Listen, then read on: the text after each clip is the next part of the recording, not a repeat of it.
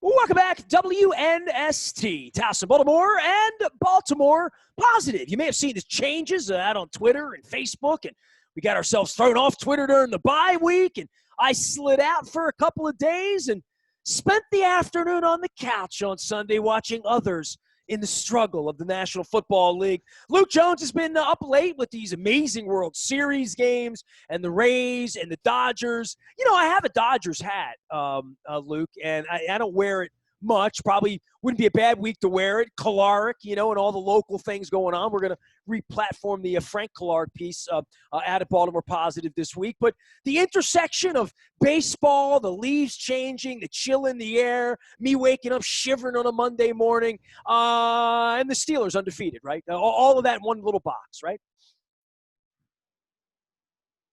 Yeah, no question about it. A really fun sports weekend, I guess, Maryland football aside.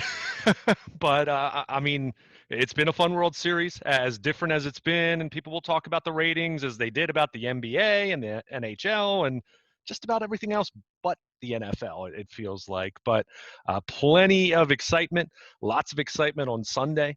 And as if you're a Ravens fan, you kind of take stock during the bye week every year, and looking at this team being 5-1, certainly being right there, but also looking at not just Kansas City, but seeing Pittsburgh go up against Tennessee in what was kind of a tale of two halves. Pittsburgh looked dominant in the first half, and probably as well as Ben Roethlisberger's played in a half, but then in the second half, didn't take care of the football, and you saw Tennessee's potential and what they're capable of doing. So as much as I'm still inclined to go with Kansas City and Baltimore as the very top tier in the AFC, you have to give Pittsburgh and Tennessee both credit. I think, certainly the Steelers win and they're undefeated, and that makes them the number one seed as it relates to going into Week 8. But I think maybe if you're the Chiefs and you're the Ravens, you are looking at those teams and taking them a little more seriously, and certainly sets up for what's going to be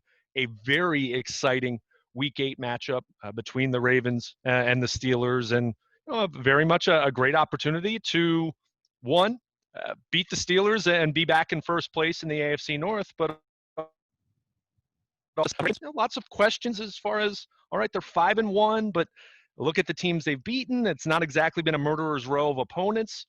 The one chance they had against Kansas City, we saw how that turned out, but Pittsburgh comes in and you hand them their first loss, and you kind of reestablish your claim to AFC North supremacy and wherever you fall in that pecking order in the entire conference, and there you go. So I mean, it's a great opportunity for the Ravens. We know it's a little bit different. We thought the Ravens would be playing the Steelers this past weekend, but knowing that the schedule was juggled a little bit, it should be a lot of fun. And oh yeah, be a few thousand people downtown at the stadium, which isn't going to be 71,000, but should help the atmosphere just a little bit. I mean, no one there for Ravens Steelers would have just been a little bit too weird. It's already weird enough, but at least there'll be a few thousand people there. Yeah, I'm going to rant this week, and I might even write a little bit this week about having now attended games where there's only been a handful of fans, right? And how it feels such an underwhelming experience for the value, right? Like if you were to spend $200 to go to the game this week, or whatever the number is, $100, whatever, a normal ticket or a $400 ticket, because there's so few of them, people want them. And having sat in Philadelphia now and watched it in Washington, there was sort of nobody there, but sort of felt like there were more people in the press box, quite frankly, where social distancing was a little bit of a rumor. But having fans there and what it's going to feel like if you are one of the fans there, it doesn't feel the same as it does full. It's probably like one of these drive-in concerts I don't really want to participate in. It felt really not normal in Philadelphia. It felt more normal empty in Houston. Well, I mean, I don't know about that. I've covered plenty of empty ballpark and empty stadium games at this point, but I mean, it's weird, and we know it's not going to be normal. It's not going to be anything close to normal, but a few thousand fans being there is better than no fans, I think. And I would think even the players would probably argue that to a degree. Maybe now it'll at least feel like a JV football game rather than a junior high scrimmage. I don't know. I mean, I don't know where you put it in the pecking order in terms of spectators and knowing that 4,000 fans in a 70,000 seat capacity stadiums barely a drop in the bucket. Dude, but all I'm going to say on this is that if you go and you're one of these handful of people, it will not be the time of your life. It's not like seeing Mick and the Stones in a club. You know what I mean? Like, yeah, it's not going to be that experience. And I think that will be the experience of the people who go to these games and sit 50 feet away from other people in these stadia. And I mean, look, it's weird red zone and all day Sunday, right? Like, you go from one stadium where there's a handful of people to another stadium like SoFi where there's no one in this giant, no one's ever sat in that place, right? Some stadiums completely empty. Back and forth through all of this,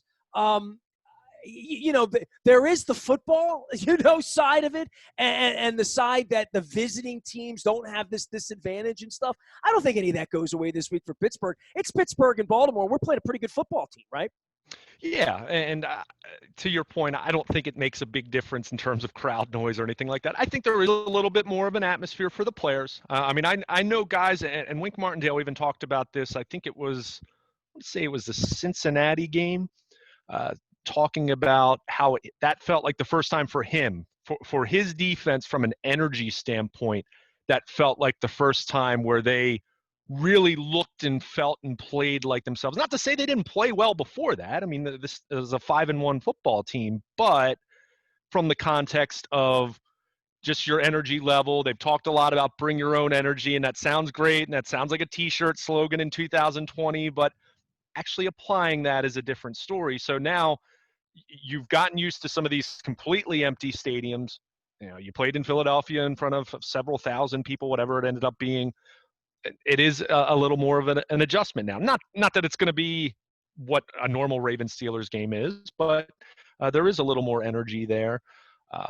Again, does it have a big impact on the game itself from a pre-snap penalty standpoint or anything like that? Probably not. I'd be very surprised with that. It helps the road team. Yeah, I mean, we've seen hard counts. I mean, Patrick Mahomes was using hard counts in Baltimore. Aaron Rodgers is using hard counts on Sunday Night Football, or was it New Orleans, wherever it might have been. What's going to help Lamar Jackson in New England and Indianapolis next month?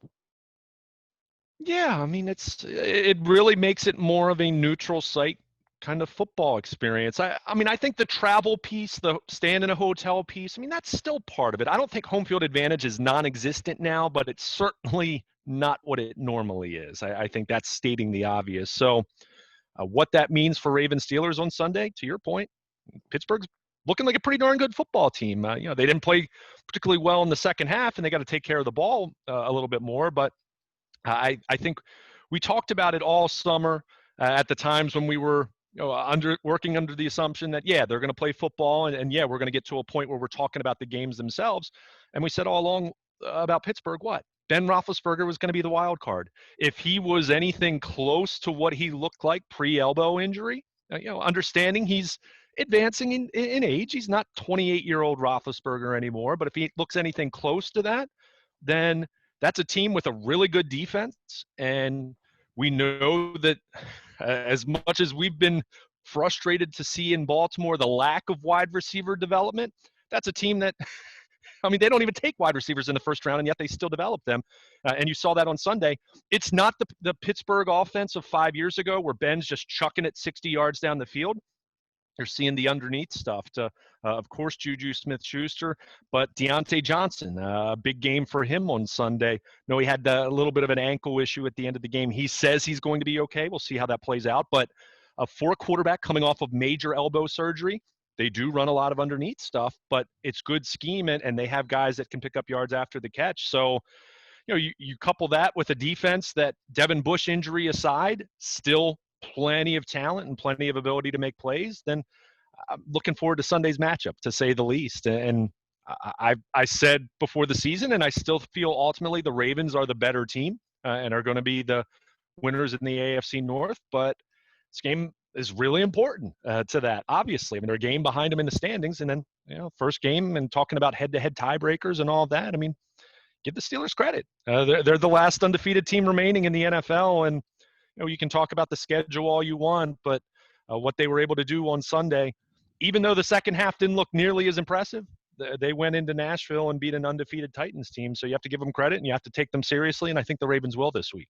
It is Pittsburgh week around here. We will be covering it fully out at Baltimore Positive and WNST.net. If that's where you click, you will arrive at the new Baltimore Positive. All of it made possible by all of our sponsors, including our friends at Full Circle Tire and Auto. I'm wearing the shirt today here for Dave. Tires, more tires, 38 brands in stock, same-day service, guaranteed lowest installed price anywhere up in Harford County.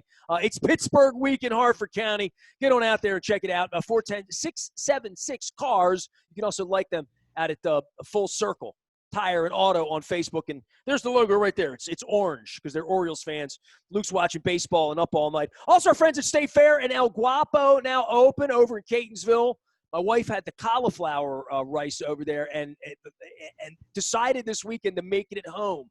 She still said it tastes better at El Guapo, so I got to take her back over there. Nachos, quesadillas, incredible Latin-inspired menu there, and tequila everywhere. That's El Guapo. State Fair still across the street with the chicken and waffles and the shrimp and grits. And Don Moeller and I having organizational meetings this week over at State Fair. So we'll get over to Catonsville and Frederick and stay socially distanced as well. If you've been on the front of BaltimorePositive.com, you've seen Leonard Raskin there from Raskin Global. You've seen Todd Schuler there from Blondell Miller Schuler. All of our friends, all of our sponsors. Dennis is up there now as well. Bill Cole from Cole Roofing, who inspired Baltimore Positive a couple of years ago with a long conversation with me. Also up there. All of our segments, all of Luke and I's work, as well as Luke's writing, all at Baltimore Positive. So if you see any of our sponsors, including our friends at Liberty Pure Solutions, make sure you give them some love for pushing us into the new place, Baltimore Positive. You can find Liberty Pure at 1-800-CLEAN-WATER and acleanwater.com. It says so on the back of my hat here.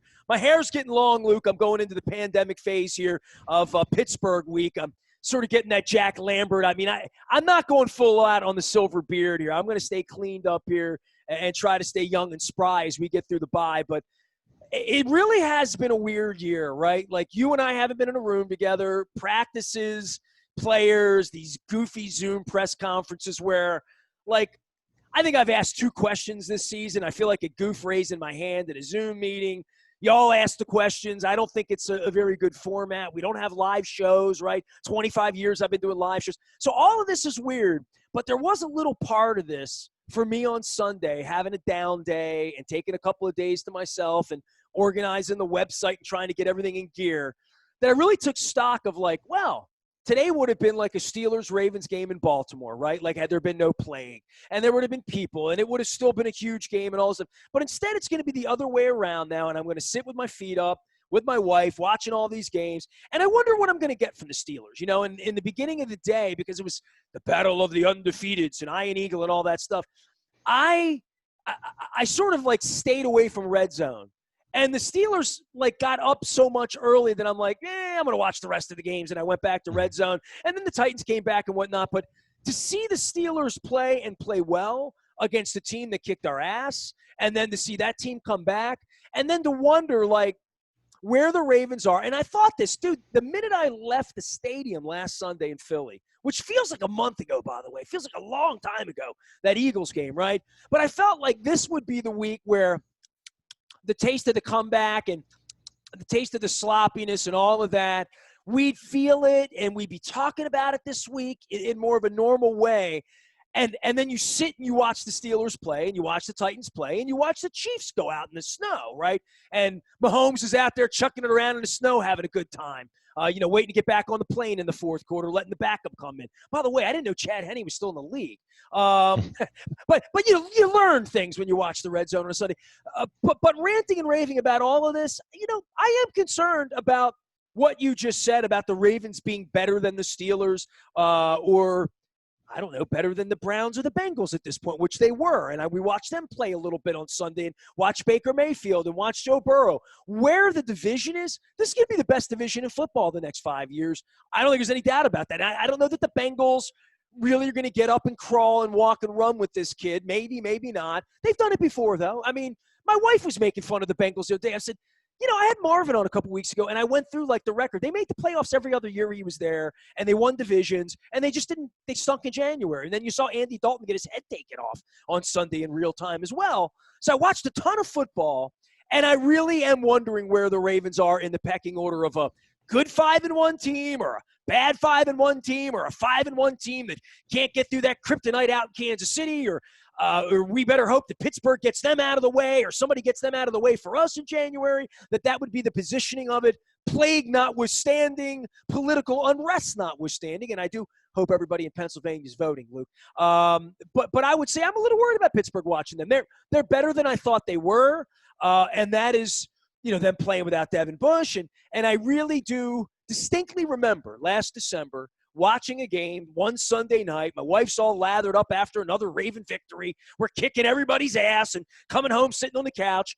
And Roethlisberger's there carrying a clipboard. And my wife's like, he looks fat and old. Well, he didn't look fat and old on Sunday, Luke. Yeah, I mean, it certainly, if you're Pittsburgh, you don't like the turnovers and made a couple ill-advised throws that really allowed Tennessee to, I mean, let's face He's it. He's been doing that forever, right? Sure, He really has been. But your point's well taken, and that's why I said, I mean, I thought all along Pittsburgh, I thought the Ravens were the class of the division going in. I still think the Ravens are winning this division. I'm still not sold on Pittsburgh being great elite. I think they're good. Well, then you are absolutely sold. You're picking the Ravens this week then. There's no doubt about that. Well, I mean, yeah. Why wouldn't I? I mean, okay. The Ravens are coming off of a bye, and Pittsburgh, they're not going to go undefeated. I don't think they're 16-0 good. I mean, I don't think they're anything close to that.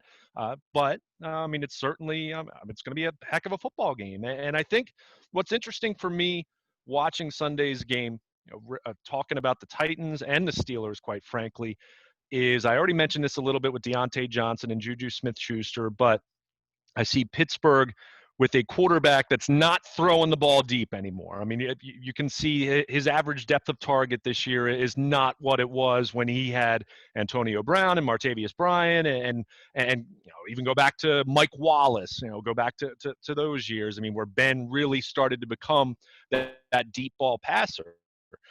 I don't think he's capable of that anymore. Now, that's not to say you just let a guy go streaking down the seam uncovered. I mean, I think he can still make a wide open type throw, but he's much more of an underneath short to intermediate passer in this offense as it's currently constructed. And that's what they need to do at this point at his age, coming off of elbow surgery.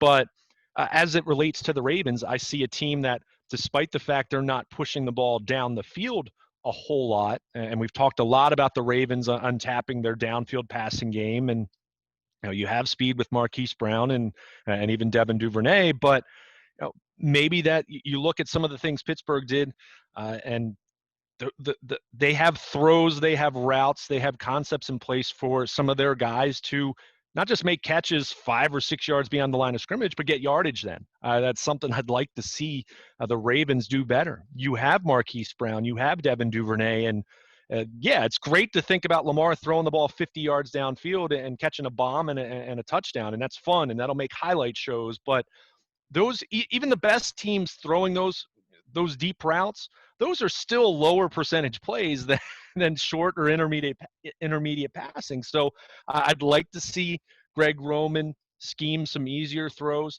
especially in some early down situations. I mean, we've talked a lot about the Ravens' lack of success on first down runs. Maybe mix in a few more of those shorter throws on first down that allows Marquise Brown or Devin Duvernay to pick up more yards after the catch. So I was impressed to see that from Pittsburgh. And then on the flip side, when you look at the Titans, and I know we're more focused on Pittsburgh right now for obvious reasons, but you do look at the Titans in that game, and they fall behind 27-7. And we've talked so much about what happens to the Ravens and their offense when they fall behind. And don't get me wrong, I mean, Tennessee made plays in the passing game, and A.J. Brown had a huge game in that one, and almost willed them back to getting in that game and have a chance to win it, or at least tie it at the very end. But they didn't totally abandon the running game either. And maybe that's a lesson for the Ravens as well. As much as we've talked about, they fall behind 10 points and it seems like they panic and they completely go away from who they are. And when you're down 2 scores, you got to make plays in the passing game, but that doesn't mean you have to abandon your entire identity. So I did find that game interesting in a couple lessons the Ravens could take from both of those teams, quite frankly. But I think that game overall shows you that as much as people have assumed Kansas City and Baltimore, Kansas City, however you wanted to rank them going into the year, you do have to take Pittsburgh and Tennessee seriously at this point. And the Titans have not been a fluke, as much as I think many people are wondering about that with Ryan Tannehill. And in Pittsburgh's case, like I said, I'm still not sure they're great or elite at the end of the season, but they're certainly a playoff team, and they're certainly a team that the Ravens, we talked about it last year, how they lapped the rest of the AFC North. They won the division by 6 games. That's not setting up barring a rash of injuries to Pittsburgh.